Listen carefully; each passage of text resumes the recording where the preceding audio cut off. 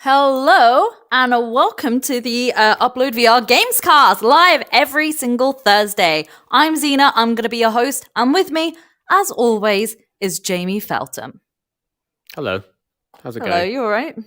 I'm trying to find my phone, which is why you can see my hand floating around in midair, patting the couch. All right, my phone is gone. Do you need your phone? Nope, I found it. There we go. I need my phone to make sure that certain news, potential news items that might break during the show, potentially, may or may not. We're not saying. I mean, we are going to say there's something. There's a little something coming, but we hope there is something coming towards the end of the show. There might be a surprise, but we're not marketing it as such because the surprise might not work out.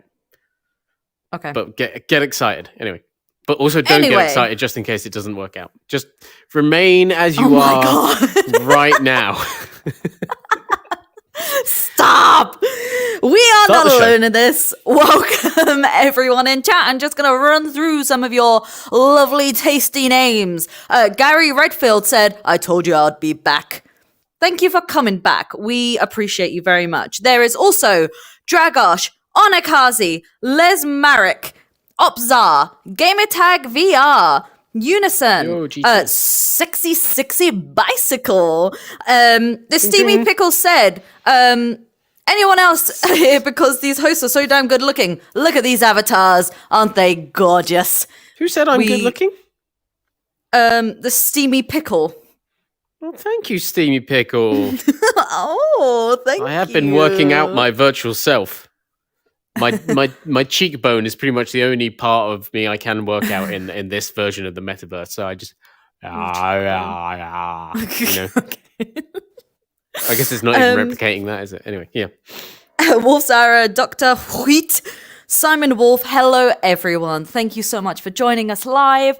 A special shout out, as you can see, with Sexy Bicycle. His sexy name is a little bit different because he is a member. Let's run through our members. Skiva, Sexy Bicycle, Devin Miller, Matthew May, Rick Tet, Robert Quinonez, Steve Evans, Smash Reality, Adam Hartzell, John Westra, and Dominique Fruckman. Thank you so much for supporting us month after month, week after week, day after day. If you want to give us a little something, a little, flick a little dime our way, there's Super Chat, as always. Yeah. We love a good Super Chat. I have to top up the electricity tomorrow, so Super Chat. if you got it in you. Not a bad idea. Feed the birds, tuppence. Anyway. Oh dear, we're getting too comfortable in this podcast. We need to restart. There's also our shop down below. There are t-shirts, but if you click on the shop, this is for Adam Hartzell, although I cannot see him in the chat. Some of you guys, we've got some mugs going on. I just made the mugs after last week's podcast because some of you guys wanted that. There are mugs there. Mug. Feel free to have an upload mug. Not have one, buy one, but that's fine. Anyway, let's get on with some stuff, eh? Before we get into our news stories, our Warhammer Age of Sigmar Tepmptestfall impressions, and that mystery game, the UploadVR showcase is coming December 2nd. So that's 2 weeks today. It's on a Thursday. Oh my god, it's 2 weeks today. Oh my golly gosh. Oh, no pressure. No pressure because we've actually got such a banging lineup. I'm not even joking here. We have got a fantastic lineup for you guys.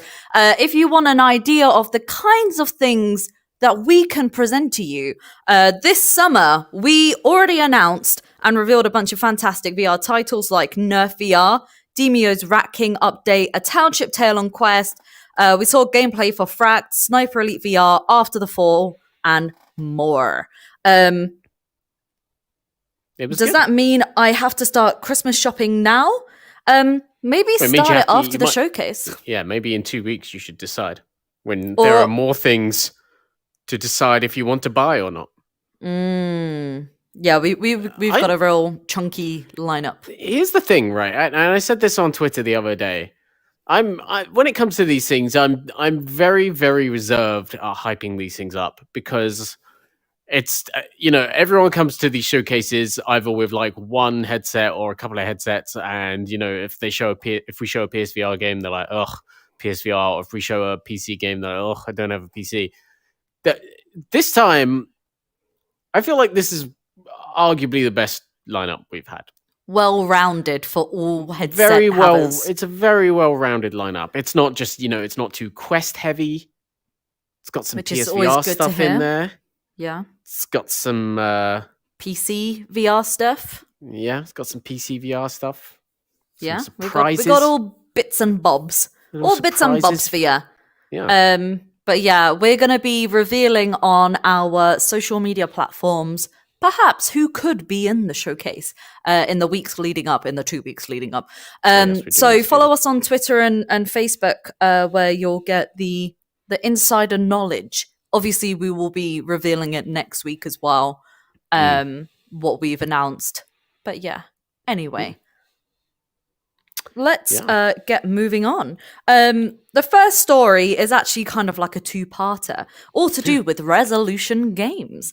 Demeo is getting its third DLC, Roots of Evil, and it's coming on December 16th, and it's totally free, just like all of the other DLC. Have a look at it right here. If you can't see it, if you're listening via streaming services, it looks like there is a big tree queen coming out of the floor with perhaps Tree Death himself in the background and a bard facing off against them. Are you suggesting that is the Grim Reaper, but just specifically for trees? Every time a tree dies, he visits the tree with his scythe, perhaps, to cut it down himself. With a scythe. Yeah. Yeah, that's a good point. It looks really cool. As I said, there might be some bard action. We haven't actually got that many details about this, have we? No, hang on, my hands have disappeared. Whatever. It's just, all we have is this. We know it's free. And I guess this picture here, which, like you were saying, takes place in like kind of woodland environment, would kind of hint at the kind of aesthetic theme we'll probably be getting for this one, right? Like, so instead of like those concrete dungeons or sewers in the realm of the Rat King, literal dungeons, hopefully we'll be getting a bit more of a breath of fresh air with this one. Maybe we'll get some outside environments, which would be pretty cool. The thing about it is the bard. And what does that mean? Is the bard going to be a new mechanic in the game, or is the bard going to be a fifth class? I'm kind of hoping he'll be a fifth class, and he would, traditionally in RPGs and stuff, bards do, stat buffs and stuff, don't they? Like, they sing a little song to get you. Like a little diddly. Yeah. Oh, can I tell you a tale of these brave men and women? And then you'll get +5 strength for 5 turns. So that could be cool. And if that's true, I mean, if anything, that's taken away my strength there. What you've just done. That's very mean of you. And then the other thing is that if that is what happens, could you then take the bard back into the previous 2 campaigns? That'd also be very cool, wouldn't it? Yeah, so absolutely. Lots to be excited about. What are you like? This is the first.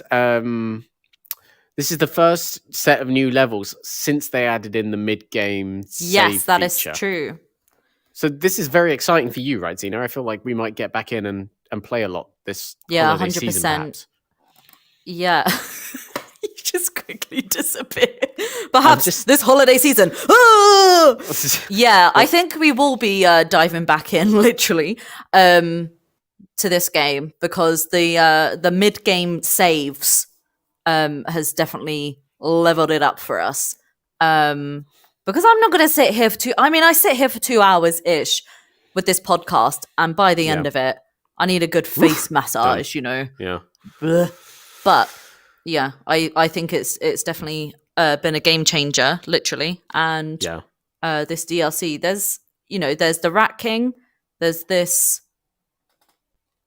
This? Yeah, and then the original dungeons. So it'll be quite a lot of game once this is out, right? Like, I think we were saying a couple of months ago on the podcast, we were like, yeah, there was a time where we were thinking that Demeo would take our Game of the Year award pretty easily, but it's been pretty quiet, so maybe that's not going to happen. But I think this might, end up bringing it back a bit that way when it comes to deciding. It's been updated so many times. Yeah, there's been so much added to it. Not to mention, the next story is that the studio's got a new game coming as well. The fact that they've got so much going on, I think they're just a fantastic studio. I think they're so versatile, and they put out a lot of quality. There have been some misses, but there are definitely some hits in there too. The new game that I've been mentioning, if I'm all right to chuck that on in there, the new Resolution Games game. Yes, is Ultimechs. It's a competitive multiplayer game coming to leading VR platforms next year, and we've only got a CG trailer for this, as you can see up on this on Stevie. The way they like to do it, but it looks like Rocket League VR. Yeah, I had a look over it before the podcast. Yeah, you said Rocket League VR, and that's the vibe they're definitely going for, right? Like, so we start off with this just kind of like behind the scenes assembling a mech thing. Like, I guess if you've played rigs on PSVR, it's kind of like when you're not playing a match, you're down in like the maintenance hatches and stuff. It's a bit like that. It's loading up the cockpit and the mech and everything like that. Then the mech steps out into like a futuristic sports arena. So think rigs, obviously Tron, it owes a debt to, as many other VR games do, or just think Rocket League, just think of Rocket League arena. Yeah, exactly. And the mech fires. If you're just watching this for the first time on the video, I'm going to spoil the trailer before it ends. Then the mech fires, I think he fires a rocket, or he might fire his own fist. Oh, look, he's got a rocket fist, so that tells you all you need to know. He fires his rocket fist and hits a ball into a goal. That's all we need to know here. Yeah. And yeah, there's a goal post, and it's gone into... So you see that, and you're immediately like, oh, okay, it's Rocket League with mechs in VR. Even without the... without any gameplay information, you kind of know what to expect from this one pretty much straight away, right? There you go. This last little bit. Punching that ball on in. Oh, sorry. It was a little bit lagged. Yeah, you already missed it. It already happened. Sorry. It paused for a bit for me there. Stevie I put it back on. Lied. Anyway, so they are such a versatile studio. Like, it's incredible. They've done a cooking... Oh, gosh, what's it called? Cookout. Yeah, but the game that I'm trying to... Overcooked. They've done an Overcooked kind of take. They've done a mobile, Acron, the squirrel. Yeah, which was the game where one player was in VR and then 3 other players, I think, were on mobile phones playing as squirrels, and you were a tree in VR, and you had to stop the squirrels stealing your nuts, as we all must contend with at least one point in our lives. And they've done some other not so good stuff, but that's fine. Well, that's allowed. Early Freedorf days where they did like Wonderglade, which was just a Wonderglade. That's little it. mini game collection. This is their... Get ready for it. I did the counting. I did the math. So not including games they have published, not including their AR content, and not including like additional expansions. They did like a version of their fishing game for Facebook Spaces, but not including that. This is going to be their 9th VR game. 9th. And then that's then you add in what I think they've done 2 AR games so far for Magic Leap. They've published Carly and the Reaper Man from that indie studio. They have a heck of a lot going on. They're busy, aren't they? They're gosh darn busy. Sexy Bicycle, our good friend, was asking any update on when they're implementing the flat screen version of Demeo. Yeah, that's a good point. I'd forgotten about that. No, but I can ask, because that would be a very cool thing to get in for Christmas, wouldn't it? If people are playing Demeo, just get their friends to join in on Quest, and people are gathered around instead of just having a a board game with cardboard and pieces. Who would do that? Just do the actual thing. What do you make of Ultimechs so far though? Has it caught your interest, or is this less of an interest to you? This is a miss for me. Really? For sure. Yeah, Demeo is for sure. You haven't seen any gameplay yet, but it's a miss for you for sure. I don't like Rocket League. Yeah, this is true. That's the thing, is it's not for me. It's not for Demeo was for me. Yeah, true. They've just kind of taken a complete, not like a 180, it's not like they're going back on themselves, but they've just gone in a completely different direction, haven't they? Yeah. I guess that's it's going almost back like a to different studio. Yeah, and so that's what's great about going back to your point about like how much versatility there is in the studio, is that it doesn't really matter that the next game isn't speaking to you, because they probably have something else down the line that's going to be a bit more to your taste again. 100%. I kind of feel like they flip the switch on and off with each game, right? That it goes odd and even. The cooking game was great, and then did they do Blast On? Yeah, they did Blast On. Blast On was like, I'm not too bothered about this. Oh, there's Demeo. Oh, now there's this Rocket League game. Yeah, the next one is probably going to be a me game. The thing is, and we were saying this, talking about it earlier, is like I don't necessarily. I agree with you that the sports style arena game doesn't necessarily speak to me, and it was the same thing again for Blast On. Even though I think Blast On was an incredibly clever idea and very, very well executed. It's fantastic. And there's a press release for this in which they refer to The Roots of Evil.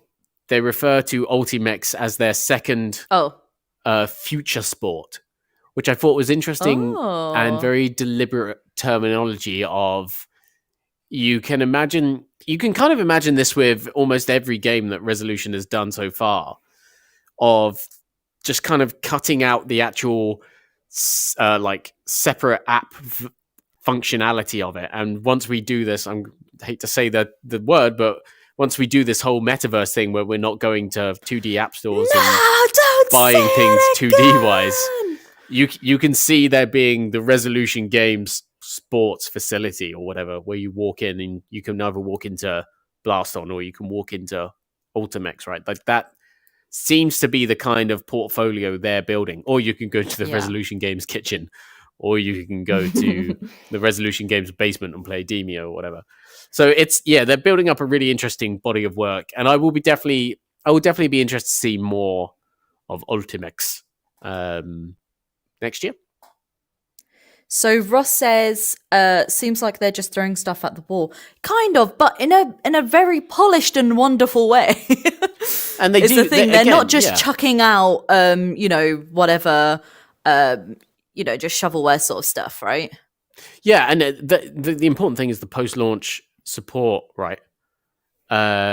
You just kind of like Demeo got loads of post-launch support. Blast On got loads of post-launch support. I think Blast On just recently got another update, and that game's, I think, getting on for like a year old now, maybe a year and a half old.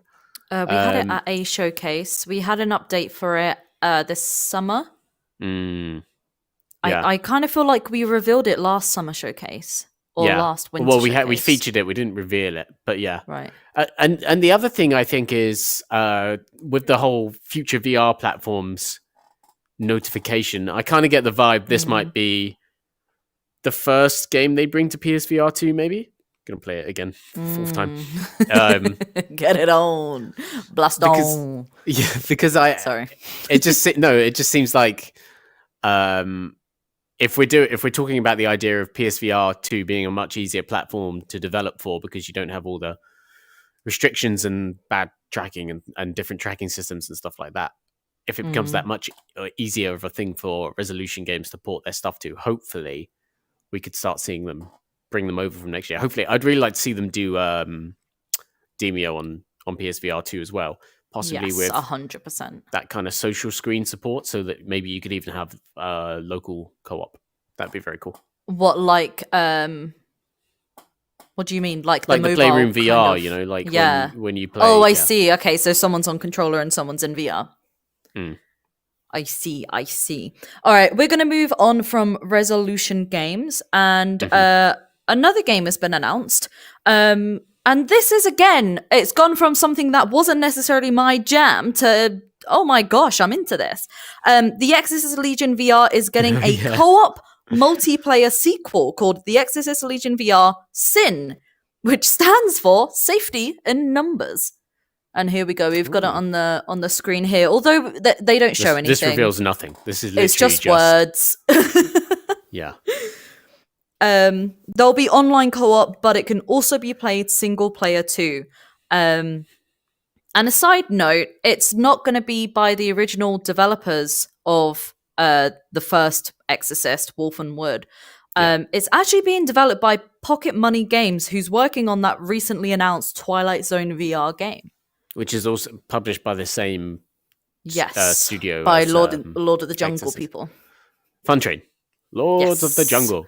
Lords of VR. Yeah, and they, Pocket Money Games, I think are a UK-based team that have done, done some interesting stuff. Ross said, co-op, yes, I am a coward alone, but with others, I am a big, brave bear.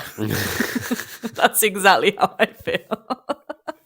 And Opsar asked if it's going to be like Phasmophobia. I don't think it will end up being... Well, so the first Exorcist, for people that don't know, was a 5-part episodic series. And it was done by Wolf and Wood Interactive, who did Chair in a Room, Greenwater. They are recently working on... Well, they did Hotel and R&R, and they're recently working on The Last Worker, which is coming out next year. Yes. And which we had a little look at earlier this year. Yeah. And they're a very good developer. I love everything they do, pretty much.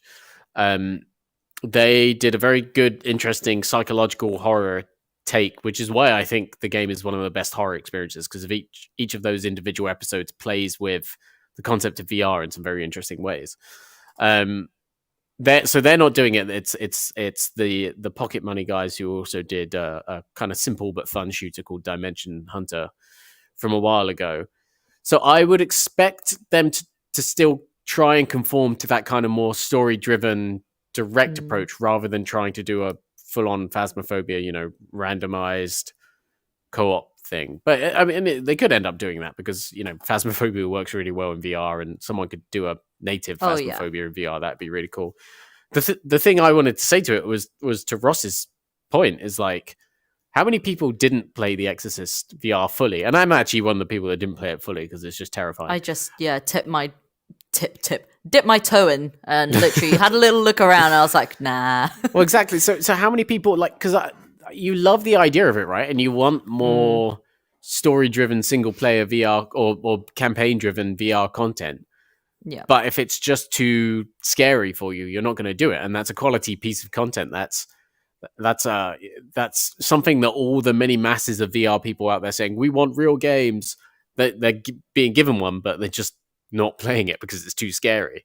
So how much does putting co-op into the experience help bring other people in and kind of soldier on through it? I think it could turn out to be a pretty inspired move for the horror genre as a whole. Because I mean, like, think about how cool in the UK when it's Halloween, like I'm sure this happens in the US too, all of our amusement parks have like themed Halloween mansions and stuff, which are terrifying, as you've like told me on many occasions. Oh god, yeah. Thought parks, it was awful.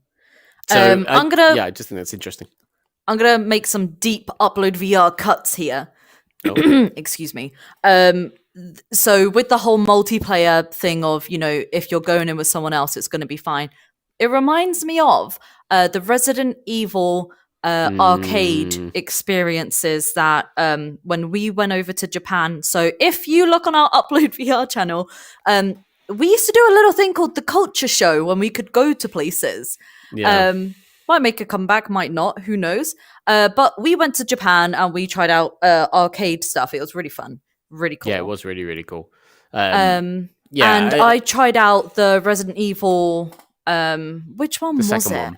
We did the one that was based on Resident Evil 2 and was like a wave shooter thing. Yes, yeah, exactly. And I was fine. I was actually shaking going in because I was like, okay, I need to not scream in the middle of this Japanese mall and, you know, make a big Western joke out of myself. But but it was actually okay. It was pretty good. Whereas, you know, you did the other Resident Evil thing, the and 7 one, which was also co-op, but yeah. Oh, but the co-op aspect of that was alleviated the scares only in that the person playing co-op with me worked there, and he clearly couldn't be bothered to play properly with me. So he didn't even put on the headset. He was just walking around. Yeah. With like a little trolley.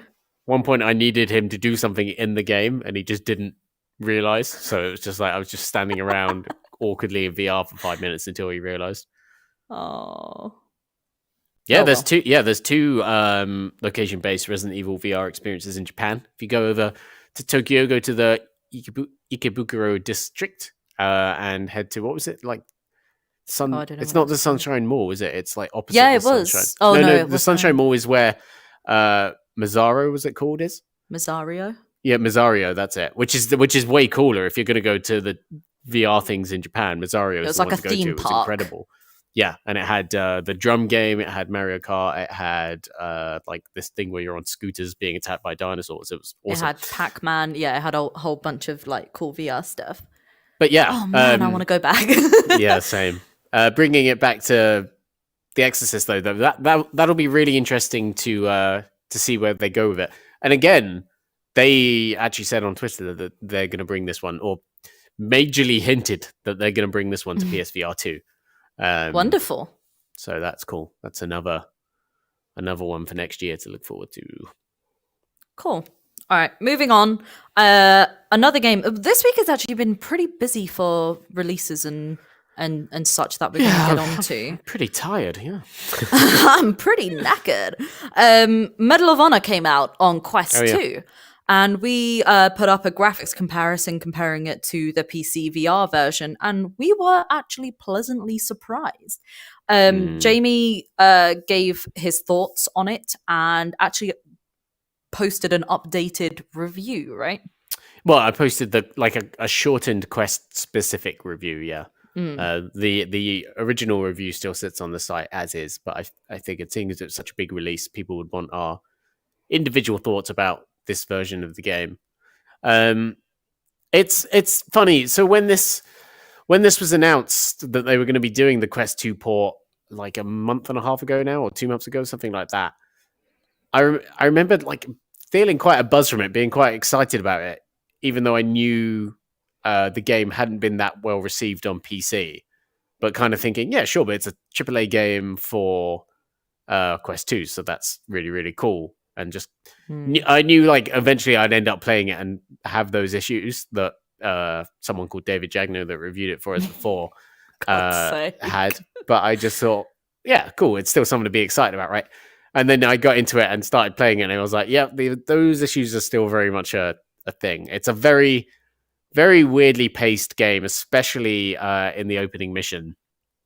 It's just these talky bits that are on screen now just go on and on and on and on. And you're like, can I shoot really something, please?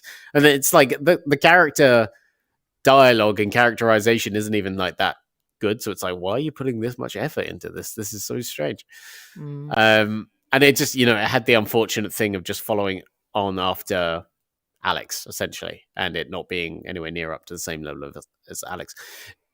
But as far as the port goes, as you're seeing on screen, I think it's pretty good. It's miraculous they managed to do it at all in the first place, and it's miraculous that they managed to do it without massively significant performance issues.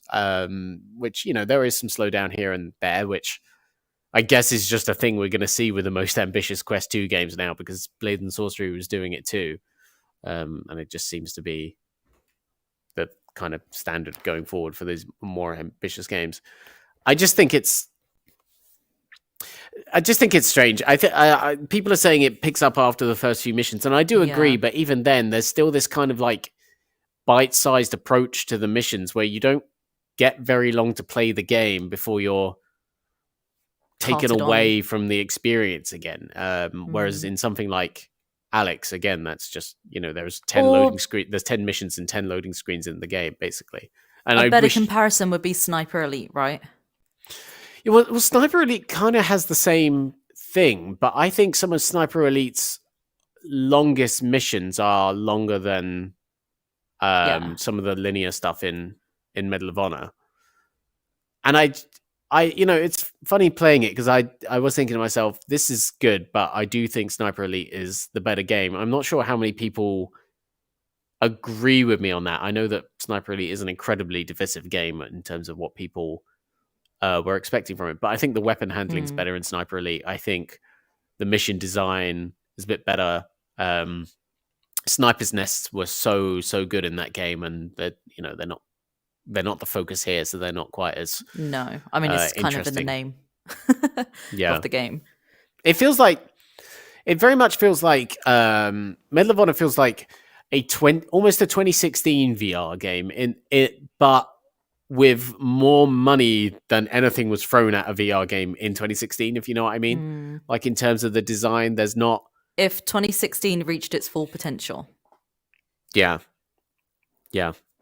That's it pretty much. It's not anything like the kind of interesting complexity of. I hate to keep referencing Boneworks and Walking Dead, but like when you've played those, going back to these, you can't escape it. Yeah, when you play both of those, going back to something like Medal of Honor, it just feels a little limp, I guess, is what I would say. But going back to the Quest 2 version, it's not like if you got it on the Quest versus PC VR, you're not missing out on anything, really. Yeah. Perhaps visually in some places, but I think they've done a fantastic job porting it. Yeah, for sure. I tell you what, it's most comparable to is probably like Robo Recall. Robo Recall was the first time it felt like someone was really getting everything you could do at that time. With like in terms of like the mechanics and user interface and everything like that. That was a really, really good example of it. The problem with Robo Recall was it was just essentially a disguised wave shooter in that you ran around the town going from different combat scenarios. This gives the same kind of design as Robo Recall in terms of like user interface and everything like that.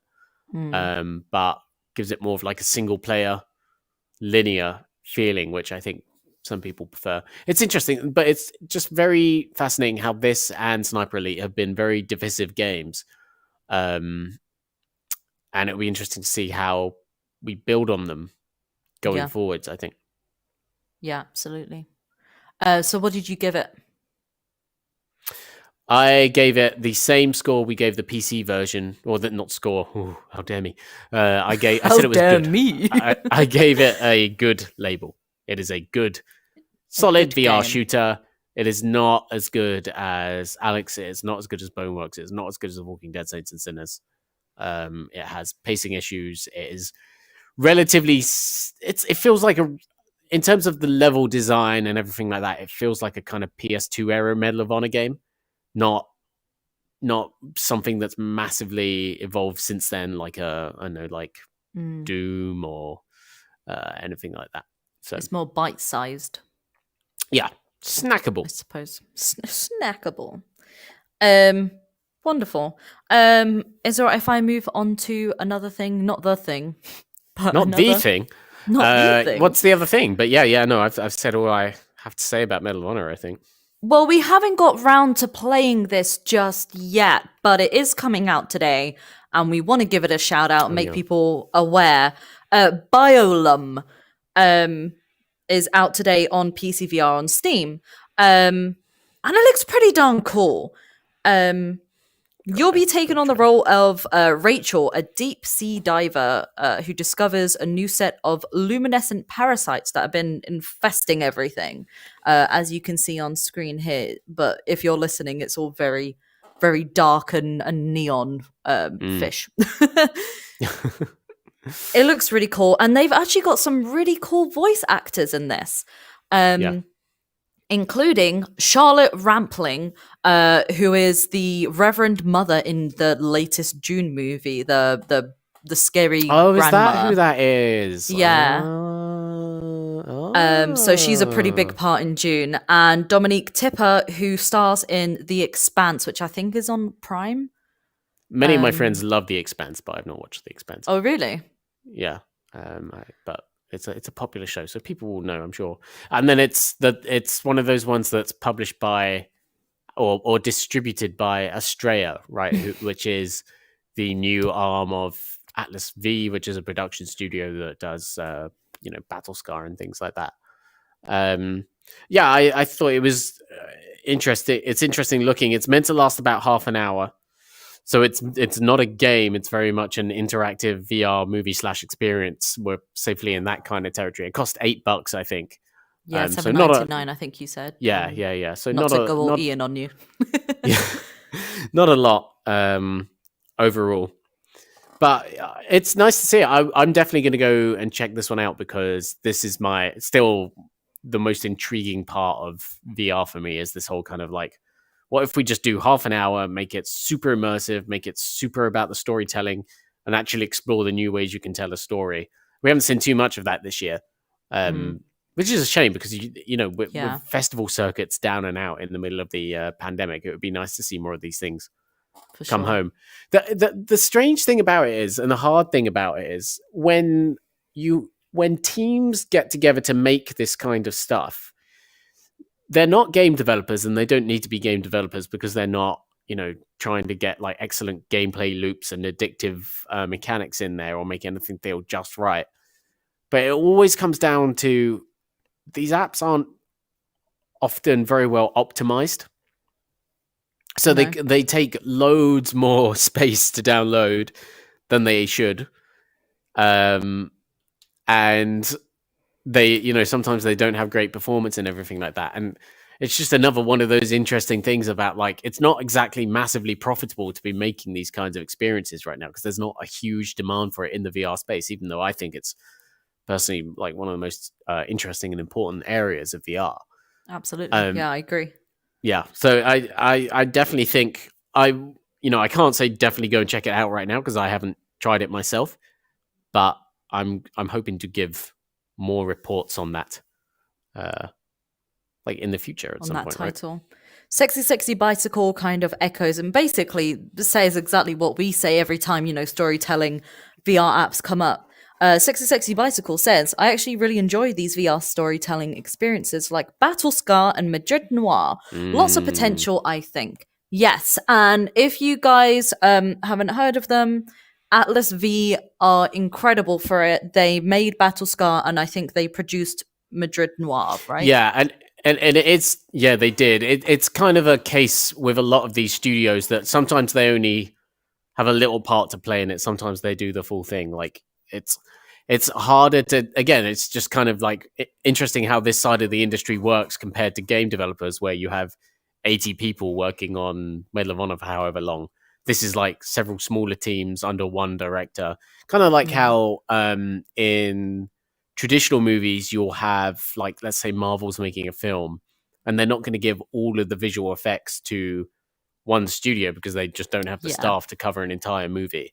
So they give, like, let's say, like 4 or 5 scenes from this part of the movie to some studios in London, then some studios in Germany. It's split them all up. It's kind of like that in some senses, which is interesting.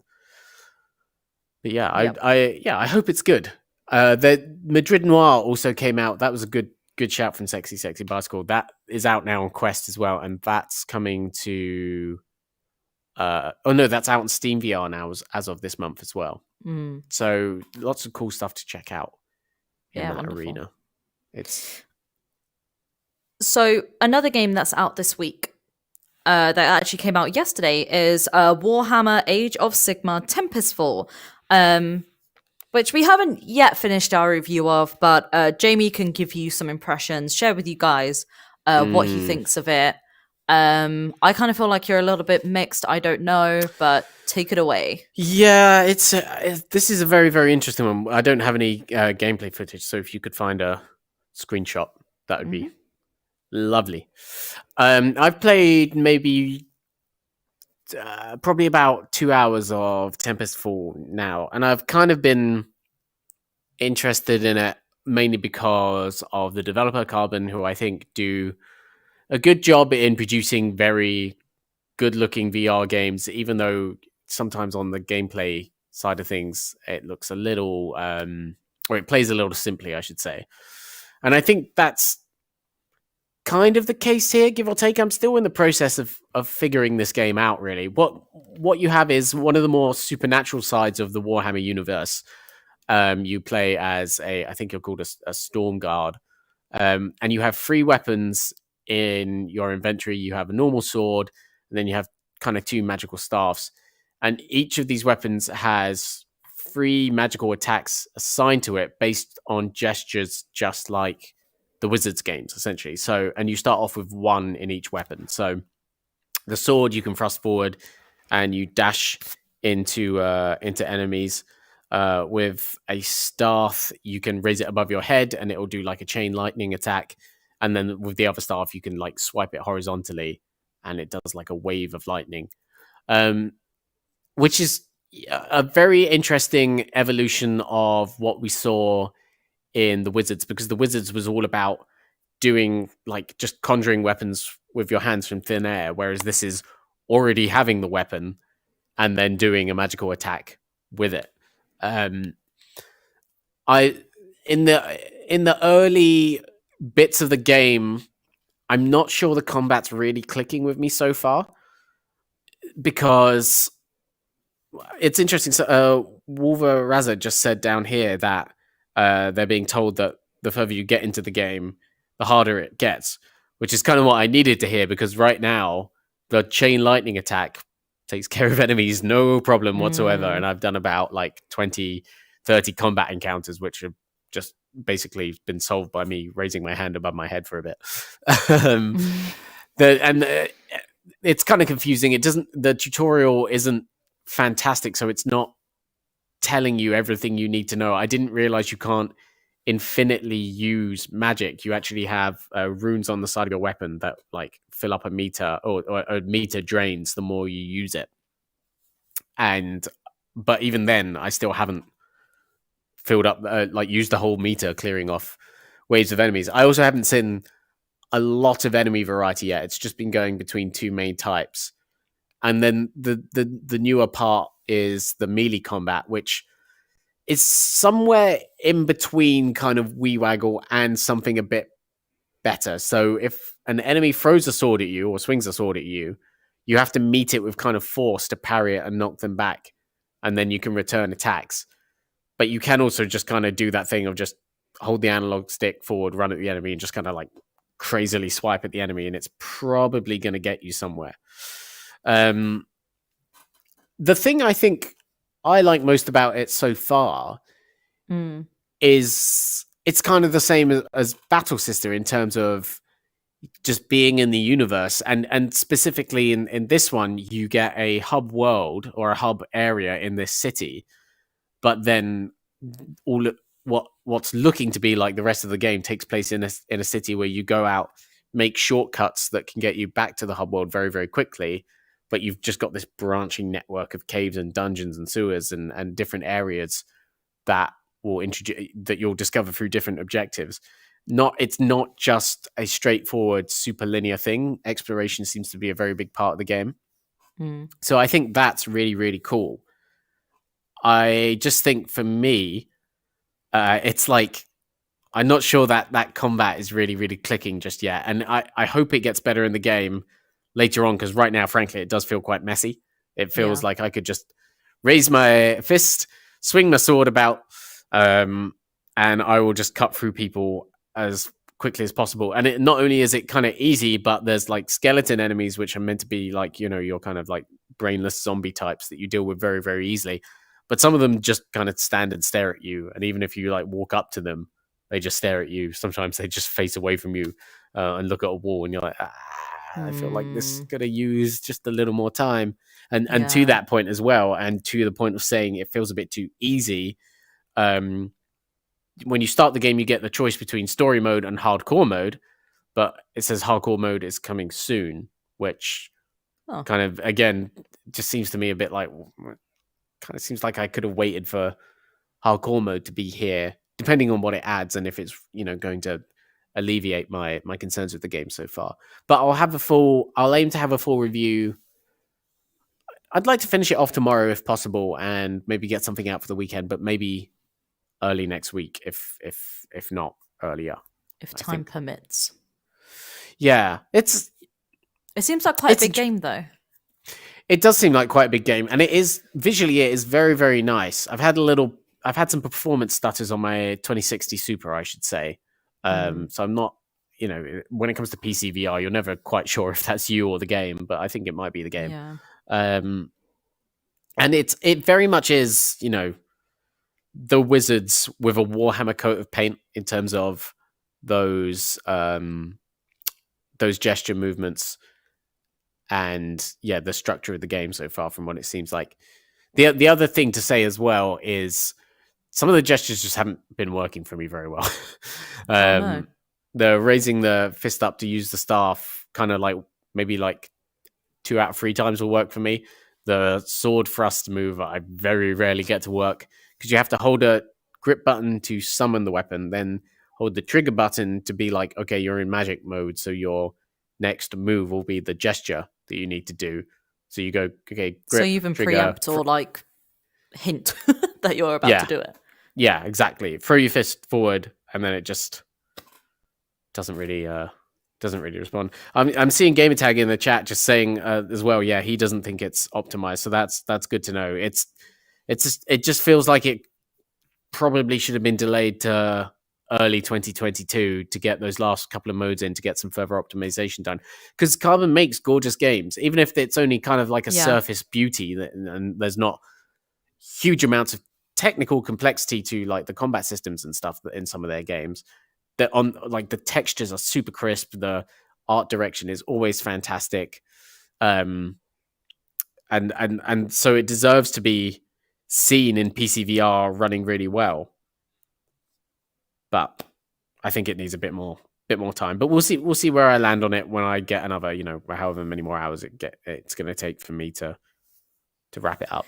It almost seems like the opposite of Battle Sister. Of visually, it looks great, but it's almost too deep of a game. It's too technical. Whereas Battle Sister was the kind of chunky, typical Warhammer visuals, but it wasn't the 40K stuff. The 40K stuff.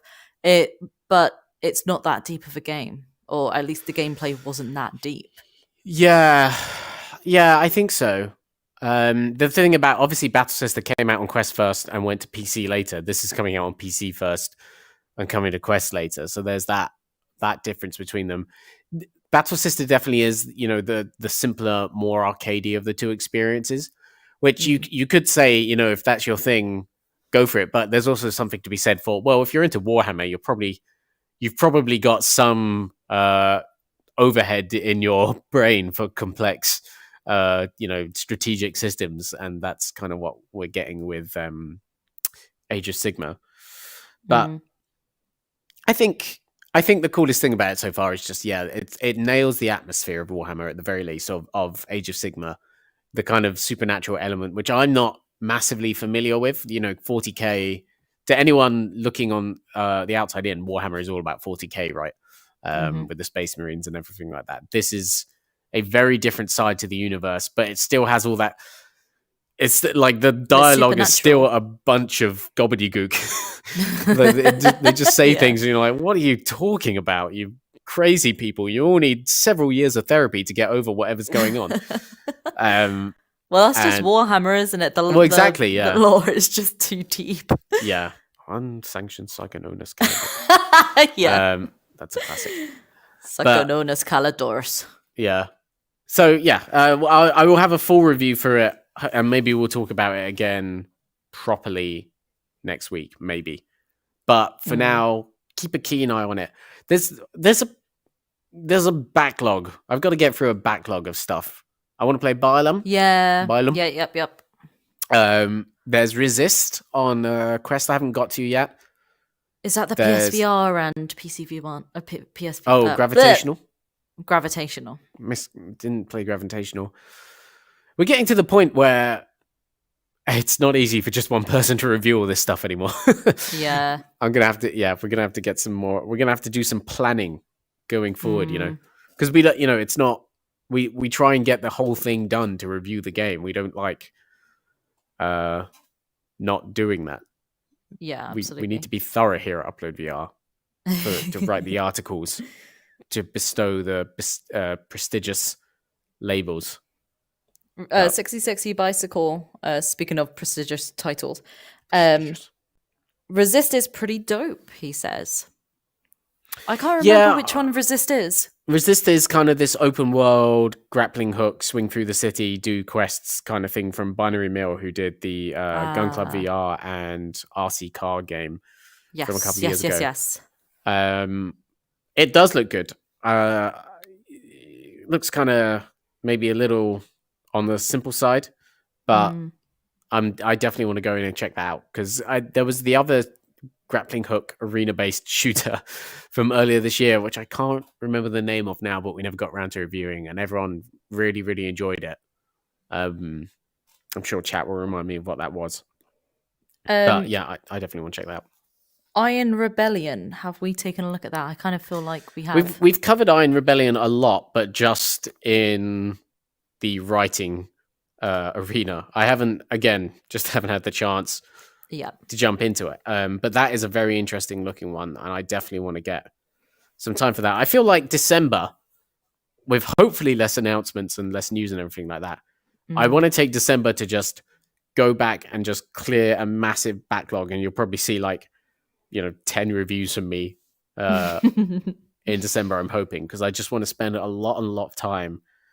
It's almost a good problem to have, that we're at the point where there's so much VR content coming up now that it's getting tough to keep up with. And I think, that will be one of our big things for Upload going into next year, will be, okay, let's make sure that every month we have planned out what's coming and we're not going to miss reviews. Is that your New Year's resolution? Yeah, I don't want to miss reviews next year for sure. It's going to be a huge year. Think about we've got a launch lineup for PSVR 2. We'll probably have some sort of launch lineup for Project Cambria. Yeah, that's so true. We got to get on top of these things, Hey, speaking of, wait, don't say it. Let me just. Are you going to move on to the thing? I'm going to move on to the thing because it is 10 o'clock PT in the morning. And it seems as though an embargo has been lifted. Well, yeah, but let's. I just, I mean, it's been lifted on YouTube. Shh. So just FYI, Jamie gets very, very paranoid with embargoes. Well, I don't want to be. Yeah, come on. I mean, live. It's very professional. You don't want to do it live. I mean, you're doing it live now. Doing it live. The thing is now. Uh-oh. Of course, you just said it in the chat because they just got I bet this makes for great listening and great YouTube a notification. Viewing, I'm just going to cut this out of the stream. Thanks the stream part. I don't see it. I don't see it. I'm just going to go for it. I mean, we agreed to an embargo that the developer set. Yeah. Anyway, the final super secret is that Lucky's Tale is coming to Quest 2 today. No, today's what was said in the email. Okay, well, it's apparently Other people have written about it too as well. But we're good. Lucky's Tale, everyone, is on the Oculus Quest 2. Yeah, we've got a graphics comparison right here, right now on the UploadVR YouTube channel, and it's an interesting one. They've actually taken the character model from Super Lucky's Tale, which is the non-VR version of the game, and I'm not a fan of it. Yeah, I knew you weren't going to be a fan of it when we were playing it. I was like, this is I think it's pretty. Well, I mean, I'm indifferent to it, I guess, but I knew that Zeena would not be happy about this. Yeah, so the Super Lucky Tale was a non-VR game that released a couple of years ago, which included obviously improved graphics and everything like that, because you could work with just a console, not have to mess around with VR stuff. Other than that animation, though, the game is pretty much the same. side by side, there's also a different lighting system, which, inevitably I think takes away some of the kind of lovely action figure toyishness of the original PC VR game. But it's very cool to see this game finally coming to other places. It's a very simple game at the end of the day. Lucky's Tale is just like, by normal platforming standards, just a pretty good platformer. It's one of those things where it's like okay. In 2016 it got by being a really, really good showcase for how cool VR is, right? Like, well, yeah, exactly. It is an intro, and you have really cool diorama set pieces. Can you hear a really? I can hear the goddamn dog. Yeah. Apologies for the dog, everyone. That's upstairs. The gosh darn dog. Sorry.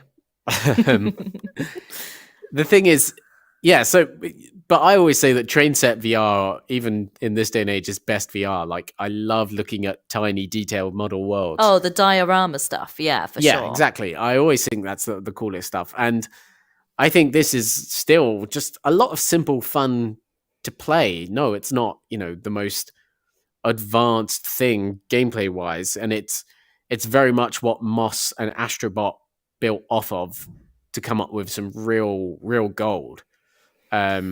Yeah, do you know what? This is probably the first, not the first, but one of the first instances of retro VR gaming, just buying a game that you've probably played before just for the sake of it. But people are saying that it's $25 on the store when, people got it for free. It's but so that's why it's not cross-buy though, because it was a Oculus Rift pack-in. Playful would essentially be making a second version of the game to give lots of people for free who, got it 6 years ago or 5 years ago when, they didn't actually pay anything for it, which, I personally understand that reasoning. Like, it would be meddlesome and confusing. Someone said that the PC VR character is creepy as hell. No! He looks way better. You think? It's very Sonic. The PC VR version Sonic. Is very Sonic. Oh, he's so boring in the Quest 2 one, and he's just running on his two legs. There is so much character and personality. Legs. God, it's just unnatural. He didn't reject modernity, did he? And embrace monkey. Embrace a monkey. Embrace Foxy. But VR Dynamite said, we have Ven out now, though. Do we need this? Yeah, I think. Oh, sorry. I don't agree. No. I think I like Lucky's Tale more than Ven personally. I think Ven is good too. I think they're both probably the same level. The thing about Ven is that Ven, some of the levels in Ven, I was thinking about this earlier today, like, are almost just scene for scene exact copy paste jobs of levels in the original Crash Bandicoot, which I have a huge amount of respect for, just because I love that game. But yeah, I think. I think if you want to see a piece of VR history, I think it's pretty cool. Yeah. And I think it's, lovely, breezy fun. I love these sorts of games. I completely destroyed Super Mario 3D World when it came on Switch. Oh, yeah, you did. I fell down a rabbit hole with that for a while. So, yeah, if you like your platformers. If you like your platformers, Moss and Astrobot are the better games and are the future of what that genre can do. I would just say Astrobot, yeah. Yeah, this is where it all started. Yeah, I'm looking forward to the future of platformers in VR. Yeah, Moss 2 is a promising thing, and hopefully we see. I forgot if that was announced or not, so I didn't say it. It's an announcement. I was like, I'm looking forward to the future of platformers. That's why I was like, she's worried if they've announced Moss 2 or not. Yep, no, they have. Don't worry. Yeah. Cool. I feel like I would enjoy platformers more if if it was more like Astrobot, if it was a bit more challenging, and if they, shook it up a little, this is fine. But I feel like you're just going through the motions for the sake of it. The other important thing to remember with this was that it, as a launch title for the Rift, you could only play it with an Xbox gamepad, not touch controllers. So it wasn't designed for motion controllers even. It was literally designed for just, standard play and your